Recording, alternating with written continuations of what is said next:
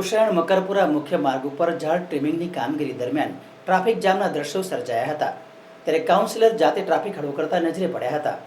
આજરોજ સુષણ 4 રસ્તાથી મકરપુરા જવાના મુખ્ય માર્ગ ઉપર ઝાડ ટ્રીમિંગની કામગીરી દરમિયાન બેદરકારીના કારણે લાઇટના થાંભલા પડી ગયા હતા, જેને લઈને વિસ્તારમાં ટ્રાફિક જામના દ્રશ્યો સર્જાયા હતા।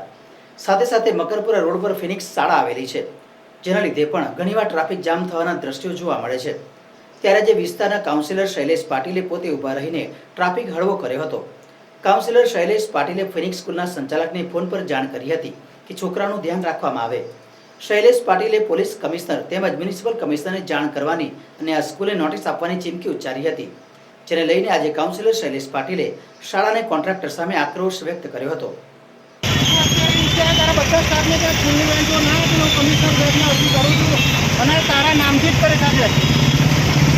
સિક્યુરિટી વાળા તારા એવું કહે કે અમારી જવાબદારી નથી।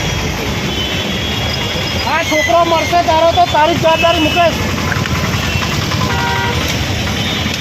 અમને ફોન નહીં કર્યો, છોકરાને તારે એક ટીચર નીચે નહીં આવી રહ્યા।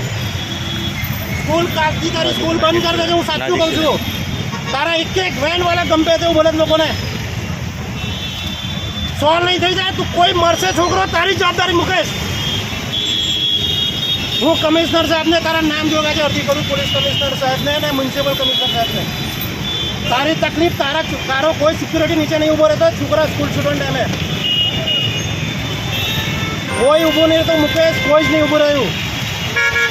આજે જ્યાં નાના છોકરાને થાય તો જવાબદારી ફિનિક્સ સ્કૂલની રહેશે અને રહે। આજે ભવન સર્કલથી સુસન રોડ પર જે વચ્ચેનો ડિવાઈડર છે એ જગદીશ ફરસાણને કોર્પોરેશનના માધ્યમથી મેન્ટેન કરવા આપેલું। આજે એને કોઈ અધિકારીને જાણ વગર ટ્રીમિંગનો એક કાર્યક્રમ રાખેલો। એટલી જાડી ચામડી આ જગદીશ ફરસાણવાલા કે કોઈને અધિકારીને જાણ બી નહીં કરી, એક બાજુથી ટ્રીમિંગ કરતો ગયો। આજે હેવી રોડ જે ભવનથી સુસન સ્કૂલનો છૂટવાનો ટાઈમ એ ટાઈમે ટ્રીમિંગ લીધું, એના કારણે ટ્રીમિંગ બરાબર થયું ને એ ઝાડ થાંભલો નમી ગયો, જેથી કરીને ઝાડ કાપીને અમે થાંભલો નીચે ઉતારેલો છે।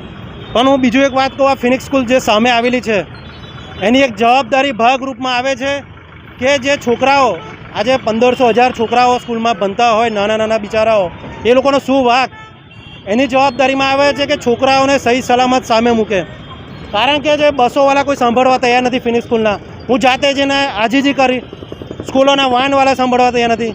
એટલે હું તો કમિશનર સાહેબને આજે હું લેખિત અરજી કરીશ, પોલીસ કમિશનર સાહેબને, કે આનું ધ્યાન ખરેખર દોરો અને સ્કૂલ 100% બંધ થવી જોઈએ। હવે તો મારા વિસ્તાર પ્રિન્સિપાલને અત્યારે જ જાણ કરી, એની કોઈ જવાબદારી નથી, એ તો અત્યારે છે બી નથી, અને કોઈ અત્યાર સુધી વાત થયા પછી કોઈ એનો સ્ટાફ મને મળવા આવ્યો નથી। મને 2-3 વિગત આવી છે, એટલે આજે હું પર્સનલી ઇન્ટરેસ્ટ લઈને ટ્રાફિકને લઈને જાતે બી ઊભો રહ્યો છું, પણ હું આના વિશે હવે ચોક્કસ પ્રશાસનનું ધ્યાન દોરવાનો છું। એ બધાને નોટિસ આપીશ ને આ સ્કૂલનું પાર્કિંગ ક્યાં છે પહેલો પ્રશ્ન એ છે આનો તો સ્કૂલનું પાર્કિંગ 100% નથી, અને કાયદેસર કાર્યવાહી હું ટાઉન પ્લાનિંગ માધ્યમથી હવે કરાવડાવીશ।